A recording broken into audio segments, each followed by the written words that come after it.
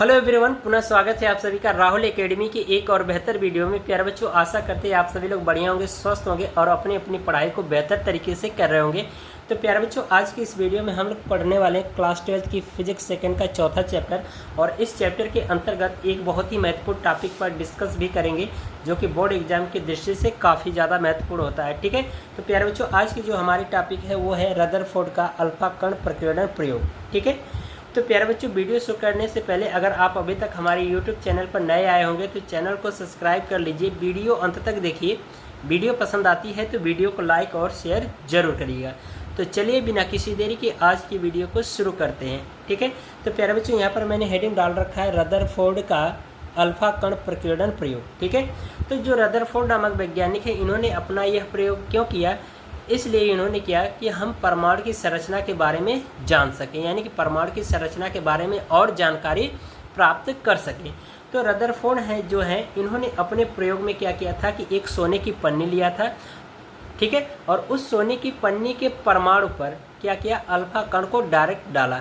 ठीक है, तो वहाँ से देखा गया कि जो सोने की पन्नी में जो परमाणु हैं, उस परमाणु से कुछ अल्फा कण बिल्कुल सीधे सीधे ही निकल जा रहे हैं और कुछ क्या हो रहा है कि कुछ छोटे कोण से विचलित हो जा रहे हैं। अब बाकी और कुछ अल्फा कण जो है वो 90 अंश से अधिक कोण पर विचलित हो जा रहे हैं। ठीक है, तो ऐसा क्यों हो रहा है?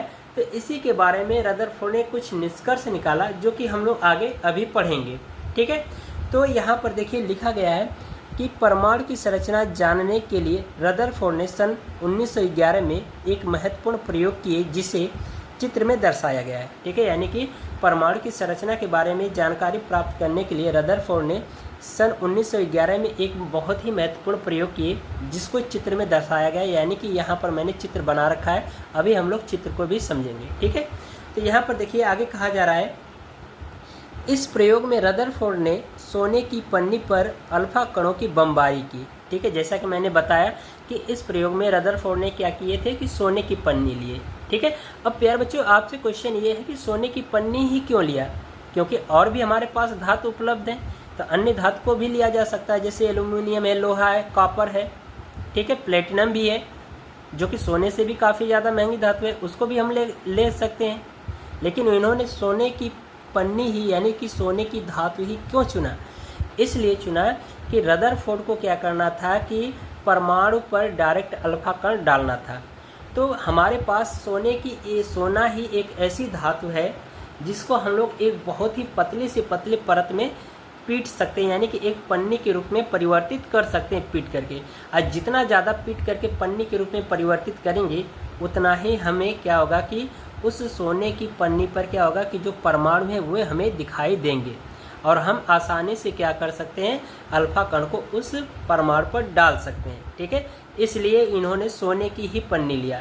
बाकी अन्य धातुएं, उनको आप पतले से पतले परत में पीटिए, देखिए क्या होगा, बीच से फट जाएगा, पन्नी के रूप में परिवर्तित हो ही नहीं पाएगा, यानी कि परमाणु दिखेगा ही नहीं।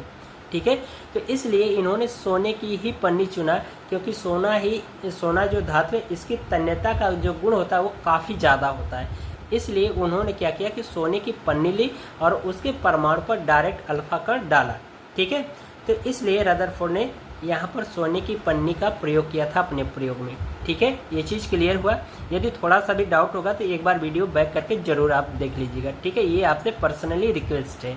ठीक है, तो यहाँ पर देखिए कहा जा रहा है कि इस प्रयोग में रदरफोर्ड ने सोने की पन्नी पर अल्फा कणों की बमबारी की और देखा कि अधिकांश कण धातु की पन्नी को पार करके सीधे रेखा में चले जाते हैं। यानी कि उन्होंने जब परमाणु यानी सोने की पन्नी पर जब अल्फा कण डाला तो देखा कि परमाणु से कुछ अल्फा कण क्या हो रहे हैं कि बिल्कुल सीधी रेखा में निकल जा रहे हैं। ठीक है, यानी कि अधिकांश जो अल्फा कण है वो पन्नी को पार करके, यानी परमाणु को पार करके सीधी रेखा में चले जाते हैं। और कहा जा रहा है कि और कुछ सोने की पन्नी से निकलते समय अपने मार्ग से विचलित हो गए, यानी कि और बाकी जो अल्फा कण थे वे सोने की पन्नी से निकलते समय कुछ थोड़े से कोण से विचलित होकर के क्या हो गए? निकल गए।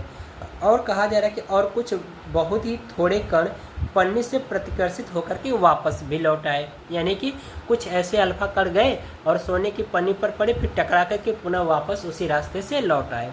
ठीक है, तो ये सारी चीज़ों को हम लोग अब यहाँ पर चित्र के माध्यम से बिल्कुल हर एक चीज़ों को क्लियर कर लेंगे। ठीक है, तो प्यारे बच्चों मैंने बताया था कि रदरफोर्ड ने अपने प्रयोग में क्या किया था कि एक सोने की पन्नी लिया।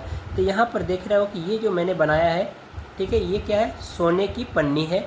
और इस सोने की पन्नी पर इन्होंने क्या डाला, अल्फा कण डाला है। ठीक है, यानी अल्फा कणों की बौछार कराई, यानी बमबारी कराई। तो अब हमें अल्फा कण चाहिए। तो अल्फा कण हमें कहाँ से प्राप्त होगा, तो हमें प्राप्त होगा रेडियो एक्टिव पदार्थ से।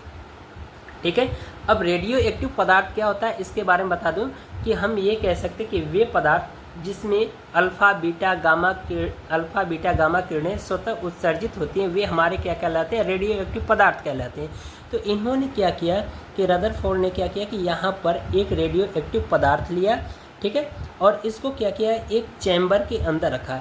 ठीक है, अब इसलिए चैम्बर के अंदर क्यों प्यारे बच्चों रखा, क्योंकि इससे जो अल्फा कण जो निकल रहे हैं ना, वो चारों तरफ से निकल रहे हैं। तो इनको डालना था बिल्कुल सोने के जो धातु है उसके परमाणु पर डालना था। तो इसलिए इन्होंने क्या किया, एक चैम्बर बनाया, उसके चैम्बर के अंदर रखा। तो बाकी जो अल्फा कण निकलेंगे वो क्या होंगे, इस दीवार से टकरा कर के यहीं पर समाप्त हो जाएंगे।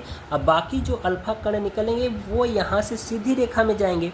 तो अब यहाँ से ऐसा तो है नहीं कि एक ही जाएगा, कई सारे निकल कर के जाएंगे। तो और भी अल्फा कण निकलेंगे। तो वो यहाँ पर क्या होगा कि यहाँ पर लेड की ईंट लगाई गई है, इस ईंट से टकरा कर के यहीं पर रुक जाएंगे। और ये जो पतला सा रास्ता है, इससे जो एक अल्फा कण निकल कर के जाएगा वो सीधे धातु के परमाणु पर टकराएगा। ठीक है, तो इसलिए इन्होंने ये सारी व्यवस्था की। तो यहाँ से अल्फा कण यानी कि इस रेडियो एक्टिव पदार्थ से निकले अल्फा कण और धातु के यानी जो सोने की जो धातु है उसके परमाणु पर पड़े। तो कुछ जब पड़े तो देखा कि ये क्या हुए कि कुछ किरणें बिल्कुल सीधी रेखा में निकल जा रही हैं, कुछ छोटे कोण से विचलित हो जा रही हैं, यानी कि अल्फा कोण से विचलित हो जा रही हैं। ठीक है, या हम यहाँ पर कह सकते हैं थीटा कोण से विचलित हो जा रहे हैं। अब कुछ 90 अंश से अधिक कोण पर क्या हो जा रहे हैं, विचलित हो जा रहे हैं। तो हमने क्या किया कि बाहर लगा रखा है एक फोटोग्राफिक प्लेट। तो ये अल्फा कण जहाँ पर पड़ेंगे फोटोग्राफिक प्लेट पर, वहाँ पर क्या करती है, एक प्रतिदीप्ति उत्पन्न करती है, यानी कि एक धब्बा उत्पन्न करती है। या हम ये कह सकते हैं कि अल्फा जो कण होता है वो फोटोग्राफिक प्लेट को प्रभावित कर देता है।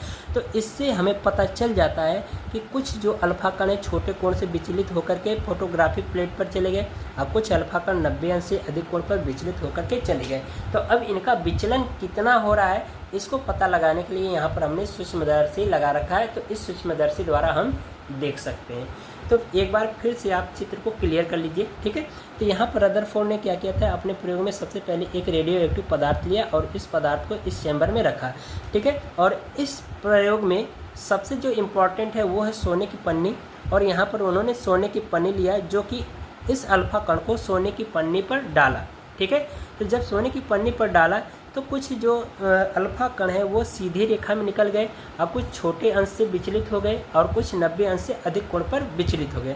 तो अब ऐसा क्यों हो रहा है, इसका रदरफोर्ड ने एक निष्कर्ष निकाला, और वो निष्कर्ष क्या है आगे हम लोग समझते हैं। ठीक है, तो यहाँ पर देखिए मैंने हेडिंग डाल रखा है निष्कर्ष। तो इसमें देखिए लिखा गया है कि अल्फा कण प्रकीर्णन प्रयोग से निम्न निष्कर्ष निकले जो निम्न प्रकार है, यानी कि इस प्रयोग द्वारा निम्न प्रकार के निष्कर्ष निकाले गए जो कि निम्न प्रकार हैं। तो हम आगे देखेंगे कि ये क्या है इनके निष्कर्ष। ठीक है, तो ये हमारे रहे 4 निष्कर्ष जो कि रदरफोर्ड ने अपने प्रयोग द्वारा बताया था। अब ये चारों निष्कर्ष क्या हैं इसका भी मैंने एक चित्र बना रखा है। पहले उस चित्र के माध्यम से इन सभी चीज़ों को समझ लेते हैं, जिससे आपको हर एक चीज़ें ये सभी आसान हो जाएंगी। ठीक है, तो यहाँ पर निष्कर्ष का भी एक चित्र मैंने बना रखा है। ठीक है, तो यहाँ पर प्यारे बच्चों देख रहे हो कि ये हमारा क्या है, एक गोलाकार परमाणु है। ठीक है, ये गोलाकार क्या है, एक परमाणु है। और परमाणु कैसा होता है, उदासीन होता है बच्चों। ठीक है, और हमने माना भी है कि परमाणु कैसा होता है, गोलाकार होता है। ठीक है, तो यहाँ पर मैंने क्या किया है कि एक जो सोने की पन्नी लिया था, उस सोने की पन्नी का एक परमाणु का चित्र यहाँ पर मैंने बना रखा है। और यहाँ से देख रहे हो ढेर सारी अल्फा कणें इसमें डाली जा रही हैं परमाणु पर। तो यहाँ पर चित्र में देख रहे हो कि कुछ जो अल्फा कण है इस परमाणु को भेद करके क्या हो जा रही है, आर पार निकल जा रहे हैं। तो यहाँ से भी देख रहे हो एक जो अल्फा कण है ये भेद करके आर पार निकल गई, और यहाँ से भी आर पार निकल गई। तो इससे निष्कर्ष रदरफोर्ड ने ये बताया कि जो परमाणु का अधिकांश भाग है भीतर का वो क्या है, खोखला है। ठीक है, यानी कि कुछ अल्फा कण जब परमाणु पर डाला गया तो परमाणु से अल्फा कण क्या हो गए, पूरा का पूरा बाहर निकल गए, यानी बिना विचलित हुए। तो इससे इन्होंने यह निष्कर्ष निकाला कि जो परमाणु के भीतर का जो अधिकांश भाग है वो क्या है, खोखला है। ये पहला निष्कर्ष था। ठीक है, अब दूसरा निष्कर्ष यहाँ पर प्यारे बच्चों देख रहे हो कि इस चित्र में कि यहाँ से देख रहे हो कि कुछ अल्फा कण ऐसे जा रहे हैं। ठीक है, ये थोड़ा सा अपने मार्ग से विचलित होकर के क्या हो जा रहे हैं, यानी कि अपने मार्ग से क्या हो जा रहे हैं, विचलित हो जा रहे हैं। और यहाँ पर भी देख रहे हो कि ये अल्फा किरण जा रही है, यानी अल्फा कण जा रहा है और अपने मार्ग से थोड़ा सा क्या हो जा रहा है, विचलित हो जा रहा है। तो ऐसा क्यों हो रहा है, तो इन्होंने ये बताया कि जो अल्फा कण होता है वो हमारा कैसा होता है, धनावेशित होता है। यानी कि जो अल्फा कण होता है वो हमारा कैसा होता है, धनावेशित होता है। ठीक है, तो धनावेशित हो रहा है तो इसलिए इसका मतलब कि परमाणु के अंदर कोई एक ऐसा धनावेशित भाग होगा जिसके कारण ये क्या हो रहा है, विक्षेपित हो जा रहा है। ठीक है, तो यहाँ पर देख रहे हो कि जब ये कुछ छोटे कोण से विचलित हो गया तो परमाणु, यानी कि इसका मतलब जब ये विचलित हुआ छोटे कोण से, तो रदरफोर्ड ने यह माना कि परमाणु के संपूर्ण भाग में क्या है, यानी कि परमाणु के एक छोटे से सूक्ष्म भाग में क्या है, एक धनावेशित भाग उपस्थित है, जिसके कारण दोनों में कैसा बल लग रहा है, प्रतिकर्षण बल लग रहा है, जिसके कारण ये क्या हो जा रहे हैं, छोटे से कोण से विचलित हो जा रहे हैं। ठीक है, अब यहाँ पर देखो दूसरा जो लाइन यहाँ पर मैंने खींचा है, ये वाला जो अधिक कोण से विचलित हुआ है, तो ये देख रहे हो कि इस नाभिक के बहुत पास से, यानी कि बहुत पास से होकर के गुजर रहा था। बहुत पास का मतलब कि एकदम नाभिक के बहुत ही नज़दीक से होकर के गुजर रहा था। तो इसका मतलब कि जैसे इन अल्फा कणों के बीच की दूरी घटेगी वैसे ही प्रतिकर्षण बल क्या होगा, ज़्यादा लगेगा। तो इसलिए ये नाभिक क्या किया, अल्फा कण को बहुत ही ज़्यादा कोण से, यानी कि 90 अंश से अधिक कोण पर क्या किया, विक्षेपित कर दिया। तो इसलिए ये क्या हो गया, अधिक कोण से विक्षेपित हो गया। ठीक है, तो इससे इन्होंने ये निष्कर्ष निकाला कि जो परमाणु के जो बीचों बीच में जो धनावेशित भाग है उस भाग का नाम क्या बताया इन्होंने, नाभिक बताया। ठीक है, तो इस तरह से नाभिक की भी खोज हो गई। ठीक है, यानी कि परमाणु के बीच हमें पता चल गया कि परमाणु के अंदर भाग में क्या उपस्थित है। ठीक है, और यहाँ पर भी देख रहे हो कि कुछ अल्फा कण गए सीधे और बिल्कुल उसी वापस रास्ते से लौट भी आ गए। ठीक है, तो ये 4 तरह के इनके क्या थे, निष्कर्ष थे। अब एक एक करके बारी बारी से अब देख लेते हैं। ठीक है, तो यहाँ पर देखिए पहला निष्कर्ष हम लोग देखेंगे। तो यहाँ पर कहा जा रहा है कि अधिकांश अल्फा कण बिना विचलित हुए सोने की पन्नी से आर पार निकल गए। ठीक है, यानी कि जैसा कि मैंने चित्र में दिखाया कि कुछ अधिकांश अल्फा कण जो है सोने की पन्नी से, यानी परमाणु से क्या हो गए, आर पार निकल गए, जिससे रदरफोर्ड ने निष्कर्ष निकाला कि परमाणु का अधिकांश भाग भीतर से क्या है, खोखला है। ठीक है, ये पहला निष्कर्ष है। अब दूसरा निष्कर्ष देखिए। दूसरे निष्कर्ष में कहा जा रहा है कि अल्फा कण धनावेशित होते हैं, यानी कि हमने बताया भी कि अल्फा कण कैसे होते हैं, धनावेशित होते हैं। अतः कुछ अल्फा कण छोटे छोटे कोण बनाते हुए विक्षेपित हो जाते हैं।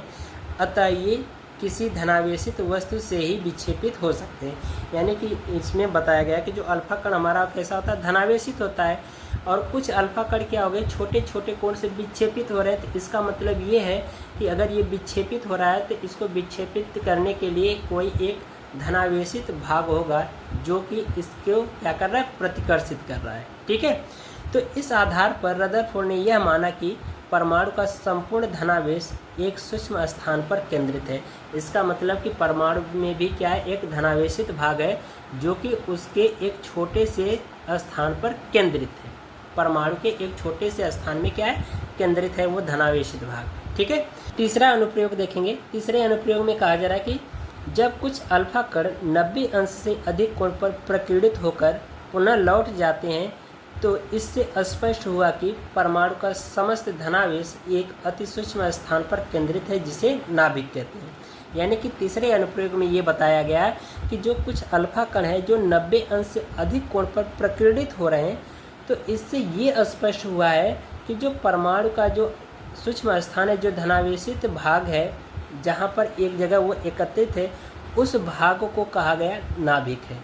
ठीक है, तो यही चीज़ यहाँ पर कहा जा रहा है कि जब कुछ अल्फा कण 90 अंश से अधिक कोण पर प्रकीर्णित होकर पुनः लौट जाते हैं तो इससे स्पष्ट हुआ कि परमाणु का समस्त धनावेश एक अति सूक्ष्म स्थान पर केंद्रित है, जिसे हम नाभिक कहते हैं। ठीक है, और ये ध्यान रखना कि प्यारे बच्चों की जो नाभिक की जो त्रिज्या होती है वो 10⁻⁻15 मीटर होती है, या फिर हम कह सकते हैं कि 1 फर्मी के बराबर होती है। ठीक है, 1 फर्मी के बराबर होती है। बात समझ में आ रही है? इसको भी आप ध्यान रखिएगा, ऑब्जेक्टिव क्वेश्चन में पूछा जा सकता है। ठीक है, तो चलिए अब हम लोग चौथा इसका देखेंगे निष्कर्ष। तो इसमें कहा जा रहा है कि रदरफोर्ड ने कूलाम के नियम के आधार पर यह सिद्ध किया कि थीटा कोण पर विक्षेपित होने वाले अल्फा कणों की संख्या n तथा थीटा के मध्य निम्न संबंध होता है। तो इसका एक छोटा सा फार्मूला है, यहाँ पर लिखा गया है n समानुपाती 1/sin⁴ θ/2। ठीक है, तो इस सूत्र द्वारा हम क्या कर सकते हैं कि विक्षेपित होने वाला जो अल्फा कण है या अल्फा कणों की जो संख्या है उसका मान हम पता कर सकते हैं। ठीक है, इस सूत्र द्वारा। ठीक है, तो आइए एक बार फिर से मैं आपको फटाफट इस चित्र को दोबारा समझा दे रहा हूँ। ठीक है, और इस वीडियो को बिल्कुल अच्छे तरीके से तैयार कर लीजिएगा, देखिएगा। ठीक है, बिना स्किप किए। तो यहाँ पर देखिए हमने कहा कि परमाणु कैसा होता है, गोलाकार होता है। तो यहाँ पर हमने एक परमाणु बनाया है और ये परमाणु हमारा कैसा है, गोलाकार। हम क्या कर रहे हैं कि इस परमाणु पर अल्फा कण डाल रहे हैं। तो यहाँ पर देख रहे हो कि जो अल्फा कण है इस परमाणु को भेद करके आर पार निकल जाता है, तो जिससे यह निष्कर्ष निकलता है कि परमाणु का अधिकांश भाग क्या है, खोखला है। ठीक है, दूसरा देखिए यहाँ पर जब हमने अल्फा कण भेजा तो ये क्या हो रहा है कि छोटे कोण से विचलित हो जा रहा है। यहाँ पर भी देख रहे हो कि ये छोटे कोण से विचलित हो जा रहा है। तो रदरफोर्ड ने देखा कि ये विचलित हो रहे हैं, तो ऐसा क्यों हो रहा है। तो उन्होंने बताया कि अल्फा कण हमारा क्या है, धनावेशित है। तो इसको प्रतिकर्षित करने के लिए कोई एक धनावेशित भाग होगा जो कि परमाणु के एक सूक्ष्म भाग पर केंद्रित होगा। ठीक है, फिर देखा कि यहाँ पर जब तीसरा हमने अल्फा कण भेजा तो ये क्या हो रहे हैं कि ये 90 अंश से अधिक कोण पर विचलित हो जा रहे हैं। तो इन सारी चीज़ों से यानी इस घटना से रदरफोर्ड ने और कंफर्म कर दिया है कि अल्फा कण के अगर प्रतिकर्षित हो रहा है ये 90 अंश से अधिक कोण पर, तो इसका मतलब ये है कि जो परमाणु का जो धनावेशित भाग है वो परमाणु के केंद्रीय भाग पर स्थित है, जिसका नाम बताया कि वह क्या है, नाभिक है। ठीक है, और यहाँ पर देख रहे हो कि कुछ अल्फा कण ऐसे गए सीधे रहे। ठीक है, और फिर पुनः प्रतिकर्षित होकर के पुनः वापस लौट आए। ठीक है, तो ये रहा प्यारे बच्चों आज की हमारी टॉपिक। तो आशा करते हैं आप सभी को हर एक चीज़ समझ में आया होगा। अगर ये वीडियो पसंद आई होगी तो वीडियो को लाइक कर दीजिए और चैनल को सब्सक्राइब कर दीजिए। मिलते हैं इसी तरह से अगली वीडियो में, तब तक के लिए गुड बाय, थैंक यू, जय हिंद।